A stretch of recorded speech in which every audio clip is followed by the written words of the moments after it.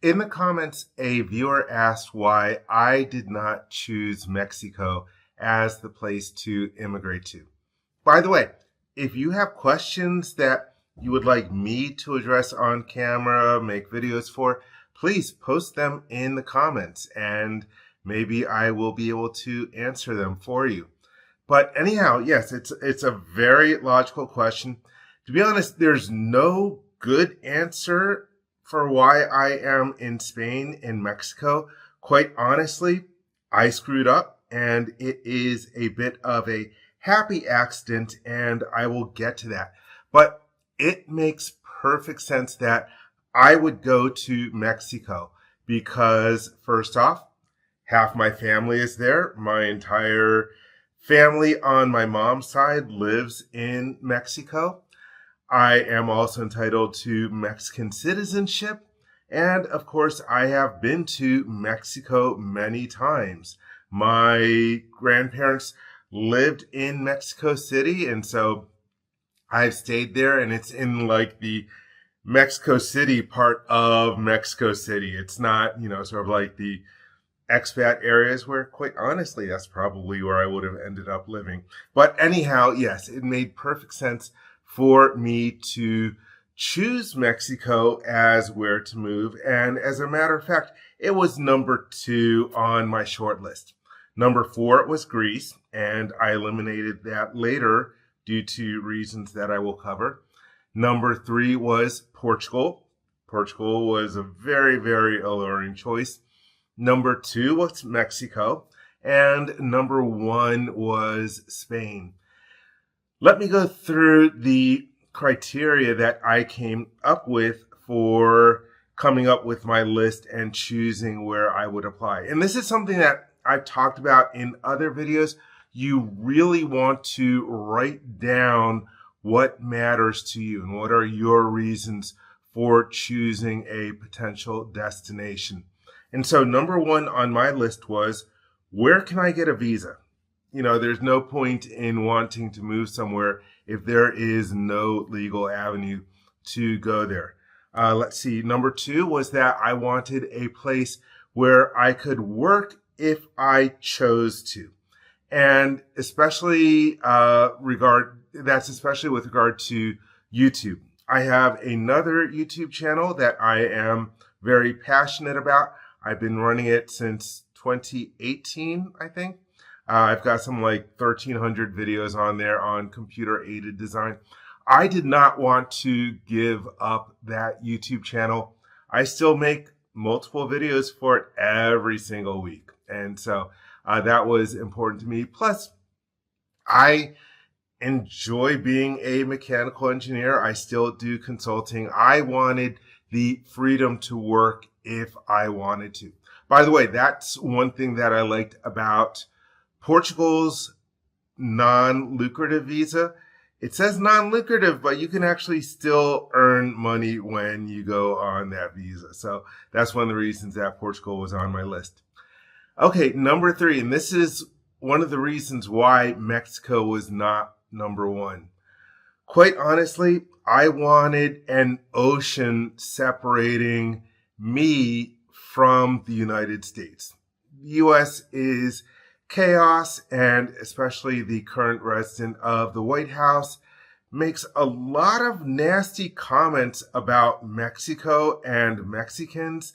And so I wanted to be far away from that. I did not want to be right south of there. And especially, he has made comments about invading Mexico and attacking Mexico to go after drug dealers and stuff like that. And so I just wanted at least an ocean's separation. And so that is why Europe was attractive to me, and especially Portugal and Spain. Another reason, another criteria on my list was not an island. And so a lot of people like the idea of going to Australia or New Zealand. Malta has a very popular golden visa here in Europe. But again, I just had this, I want the ability to travel and explore other countries without getting on an airplane. And that's one of the things that has attracted me to Europe, especially being in the Schengen area. People have commented that I mispronounced it terribly in another video. I pronounced it like another city that I've been to many times in China. But anyhow, yeah, one thing I like about going to a country in the Schengen area, I hope I'm pronouncing that right, is that I have borderless travel to 28 other countries here. And so that was a big thing I wanted. And I didn't want to have that where I would have to get on an airplane in order to do it. That's another reason why Ireland was never up at the top of my list. Or Iceland. Iceland is an island, right? Let's see. Another reason that I used for choosing different countries. Am I capable of learning the language? And so Greece was on my list early on. Actually, I mentioned that Greece was number 4 on my list. But a friend went there and spent quite a bit of time there. And he said, it's going to be just about impossible. You know, it's a different alphabet. I mean, I know the alphabet from being an engineer. But he said, it's going to be very, very difficult for someone from the US to learn. And so if there was an easier choice, that's why I would have gone for that. And that's another reason why I didn't have Portugal higher on the list, even though Portugal has a great non-lucrative visa. Friends have also told me that the Portuguese accent is very, very difficult to master. And another criteria of mine was not too hot, at least not too hot all the time. A lot of my friends had talked about going to Panama or Costa Rica, some other places in Central America or South America even. And it was just like, you know what?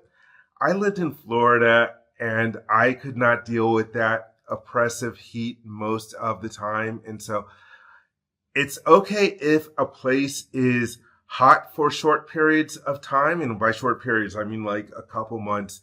But I did not want to live somewhere where it was extremely hot, say 6 months, 8 months, 10 months out of the year. So anyhow, that was my criteria why I came up with the short list.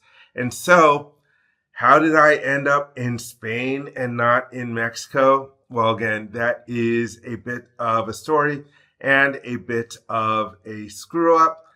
Also, I made a number of different videos back when I was in the process of going through immigration. You might want to go back and take a look at those and see how nervous I was during all those different videos when I didn't know if I was going to be able to get a visa. But anyhow, let me tell you about the story about my screw up.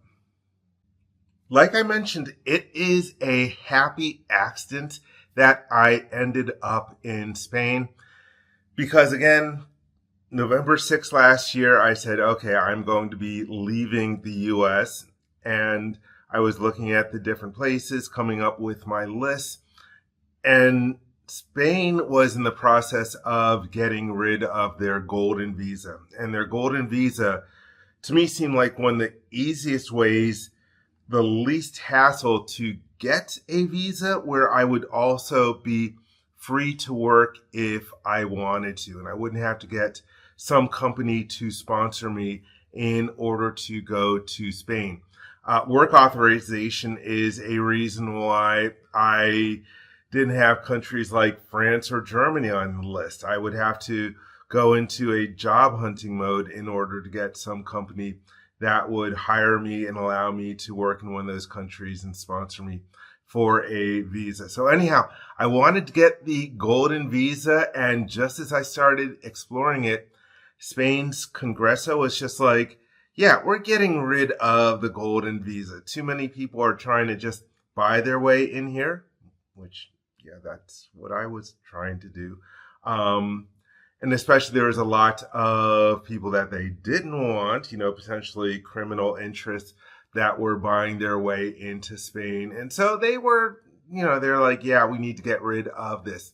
And so as they were getting rid of it, I was trying to get it. And so I had to basically do a speed run on getting a visa.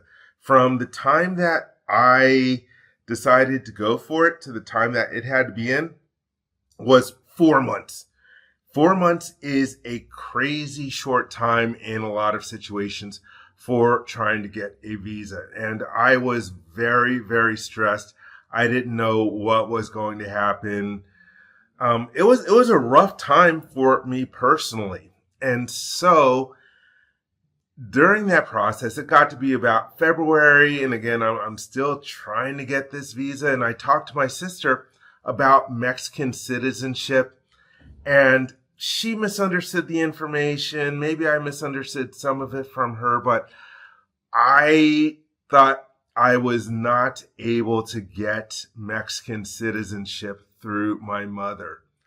And I didn't do my own research. And as a matter of fact, when I talked about that with some of my closest friends back in Seattle, they're like, that's not like you. I think my friends will attest that I tend to be a very meticulous person. And so for me not to verify the information, that was just not typical of me. And again, I frankly attribute it to the stress I was under. Again, this was back in February, and I was trying to schedule a trip to Spain and also try to get my visa wrapped up by the end of March when all the paperwork had to be submitted. So I screwed up. Well, I put in the application for the golden visa, and I was lucky enough to get it. And so that was sort of like, the salvation moment. I knew that I had a place to land. And it wasn't until 3 months after that when I realized I can get Mexican citizenship. I'm entitled to Mexican citizenship. I just need to go to a consulate and apply for it. And so, yeah, I screwed up, and that's why I am in Spain instead of Mexico. But again, Spain was always my first choice because I wanted that ocean of separation. I wanted the ability to travel to a number of other countries. Hey, if you're in Mexico, it's basically you have, one country to the north that I never wanted to go to again, and you have one country south, and it would be pretty far south from where I was living. Whereas, here in Spain, I'm very close. I can take a train to France if I want. I can take a train to Portugal, and, I can go from there to many other different countries. And so that's how I ended up in Spain. And there's nothing against Mexico. I'm leaving Mexico as an open option in case I need to help friends move there for getting out of the United States. So again, do your own research. Don't screw up. Don't try to do a speed run on getting a visa. And that way you won't make mistakes. But again, in this situation, the mistake ended up working out.